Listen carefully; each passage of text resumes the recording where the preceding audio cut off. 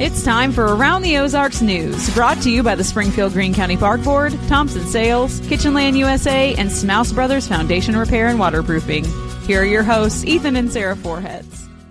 Hey there, good morning to you on Tuesday. Felt like Monday went by very quickly, which is nice. So here we are on Tuesday and giving you news from around the Ozarks. All right. A Springfield man is in custody after a deadly motorcycle crash.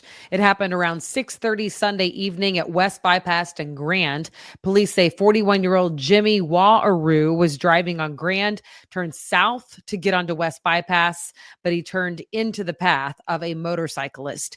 That motorcyclist was killed, 26-year-old Colin Brashears. Waharoo was arrested and booked into the jail for driving while intoxicated. We know where now in Missouri that a winning $1.8 billion ticket was sold for Powerball. It was apparently purchased at a Quick Trip in St. Louis, not in Springfield.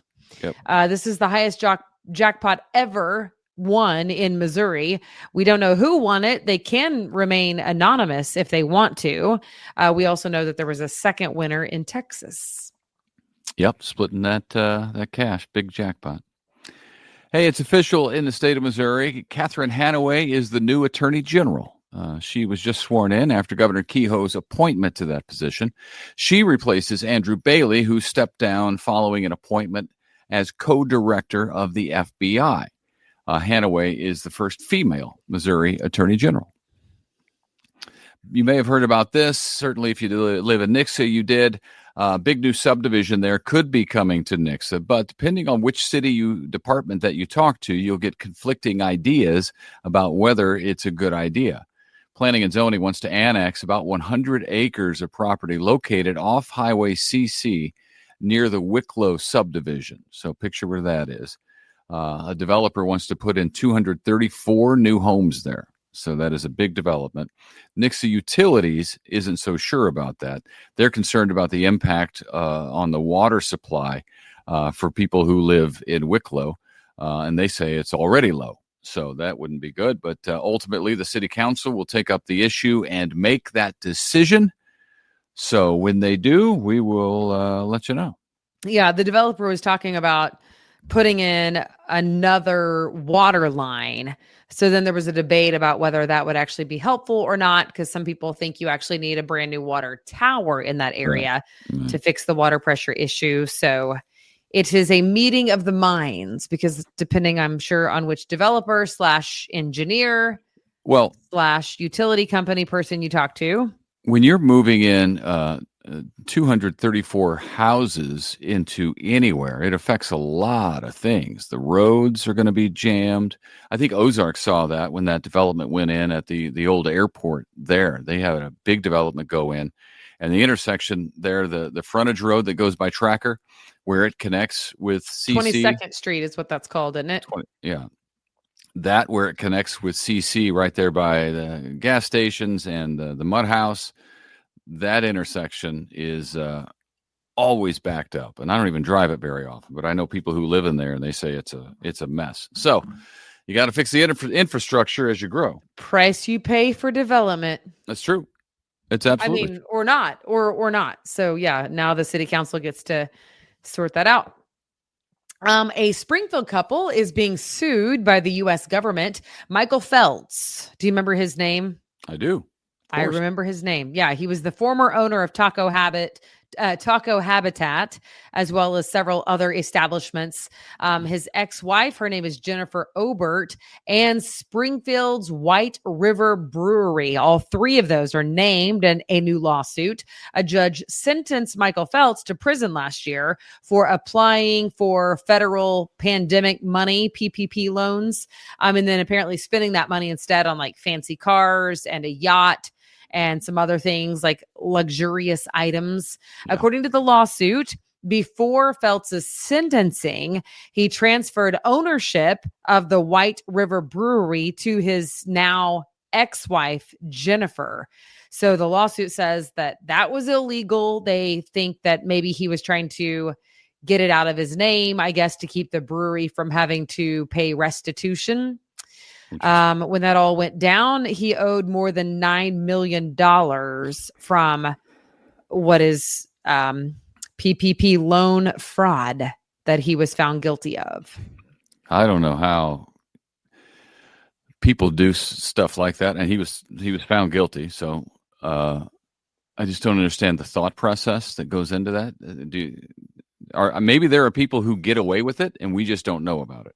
Oh, for sure there were. Do you remember that was a fiasco? And it was also a fiasco for business owners who needed PPP money. Yes. And it wasn't coming quickly enough. No. But there was a ton of fraud during that whole thing. No, a ton of fraud. Then business owners who weren't getting money, who actually, remember this? We covered it extensively. And by we, I mean me. Yes, I remember it. It was the fraud was insane.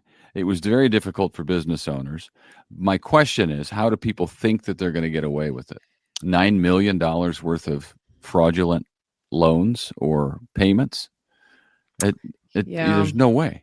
There's no way. But maybe people do, and his best friend is getting away with it currently, or got away with it. Maybe he knows that somebody else already got away with it, so that's why he did it. I don't know. Yeah, I don't know. But the White River thing is a different thing, so we'll withhold judgment. Yes.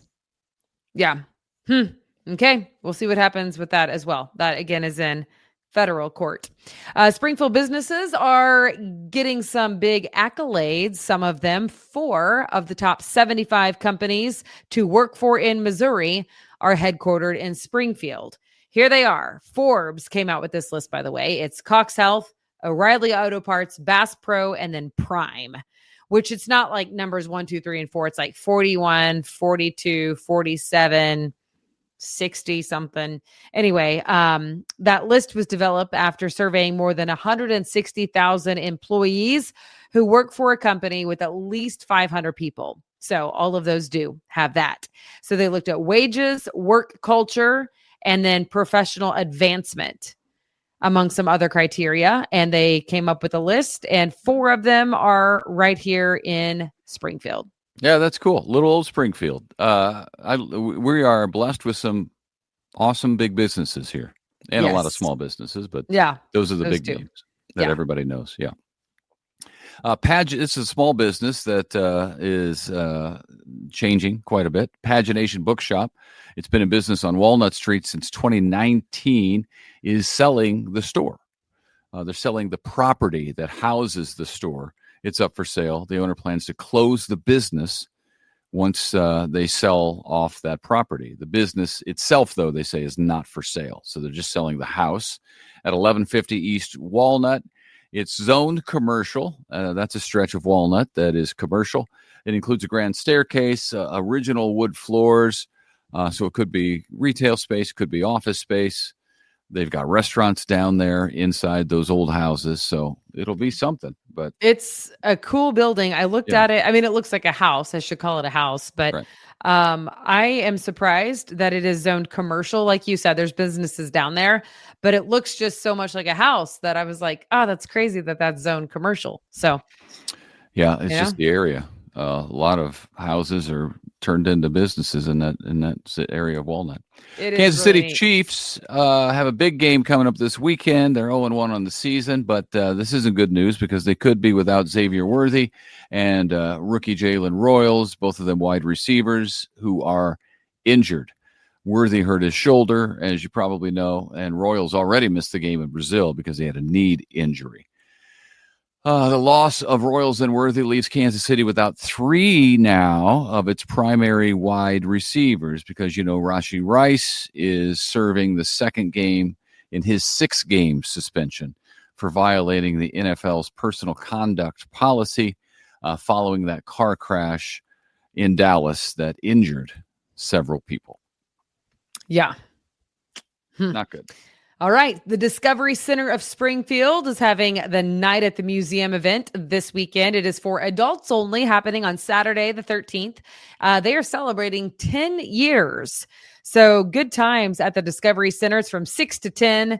And they are going to be exploring Lots of interactive exhibits, hands-on science, entertainment, food bar, drink bar, and lots of sponsors and people going to be there. General admission is $50, and then VIP admission is $100. That'll get you early entry and access into the VIP lounge with food and drink offerings and front row access to the Fire and Ice Science Show. Oh, wow. So yes, it sounds like a good time. If you're a fan of the Discovery Center, that would be a good fundraiser for them to get to on Saturday night at the museum. Okay. And there's lots of other events happening this weekend. The fall festivals are starting up. So you can go to aroundtheozarks.com or Around the Ozarks, the free app for your smartphone. You can check out our events calendar, which is always up to date and always includes a lot of options and variety if you're looking for something to do this week or through the weekend. And as we get closer to the weekend, we'll tell you more specifics about some of those things. All right. Sounds good. Thanks for tuning in. I hope you have a great Tuesday at work, and we hope to see you back here tomorrow morning.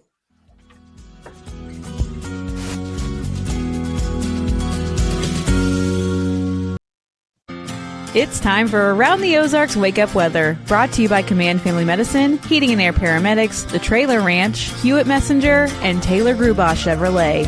Here's your host, meteorologist Abby Dyer.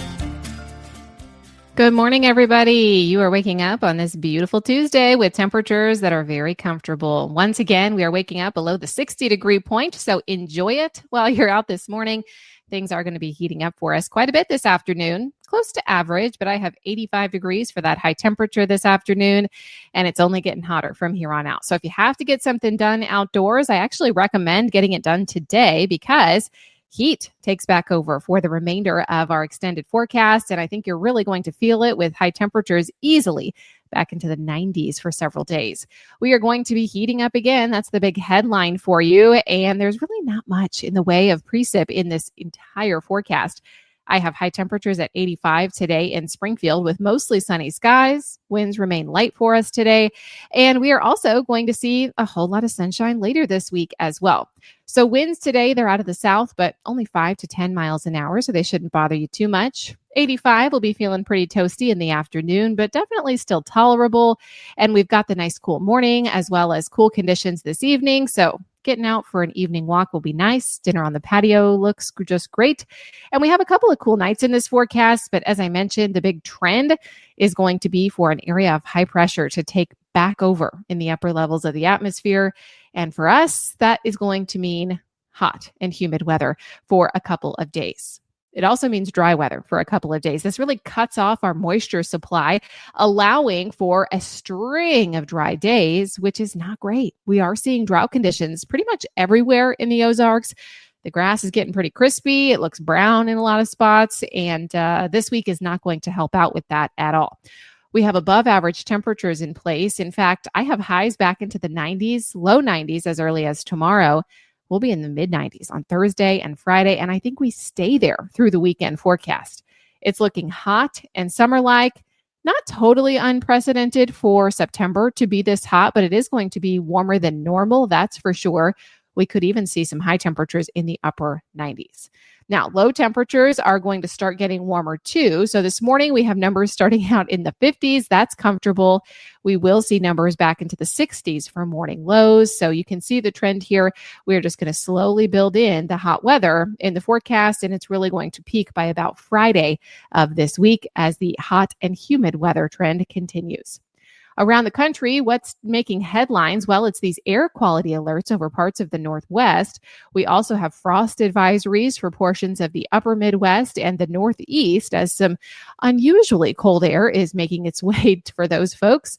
We also are seeing showers and thunderstorms for parts of the Gulf Coast and Florida. That happens through tomorrow. And strong to severe thunderstorms are possible today for the central and southern high plains. That's where an area of severe weather could break out and bring a cool down with temperatures as well. So lots happening across the country. Here in the Ozarks, things are just going to be hot, humid, and getting hotter as the days go on. All right, it's time for the Around the Ozarks Wake Up Weather Brain Twister trivia question for the day. And the question that I left you with yesterday was this: which of these weather phenomena is characterized by a rapidly rotating column of air that is in contact with both the surface of the Earth and a cumulonimbus cloud? And the options were A, a hurricane, B, a tornado, C, a blizzard, or D, a monsoon. And that would be the definition of B, a tornado. And it's really that contact with Earth's surface as well as the base of the cumulonimbus cloud that's key in defining a tornado. Oftentimes people refer to this as when a tornado touches down, meaning makes contact with Earth's surface. Before that, of course, it is just a funnel cloud. It is sometimes difficult to see, though, the base of a tornado unless it's actually hitting something. So the base can sometimes appear invisible. It's this rotating column of air, but you can typically see some dirt being kicked up at the bottom. And that's how you can confirm a tornado visibility if you're looking at it from a distance. Congrats if B was your choice today. Here's the trivia question that I'll leave you with for tomorrow morning. What is the term for the boundary between two air masses with different temperatures and humidity levels? What do you think that's called? Do you think it's A, isobar, B, front, C, jet stream, or D, cyclone? The term for the boundary between two air masses with different temperatures and different humidity levels. You can take a stab at that one over on the website. It's aroundtheozarks.com. Thanks so much for starting off your Tuesday here at Around the Ozarks Wake Up Weather. And thank you to our sponsors, Command Family Medicine, Heating and Air Paramedics, The Trailer Ranch, Hewitt Messenger, and Taylor Grubaugh Chevrolet. I'll be back to chat with you first thing tomorrow. Enjoy the beautiful weather today. High temp, 85, mostly sunny skies all day.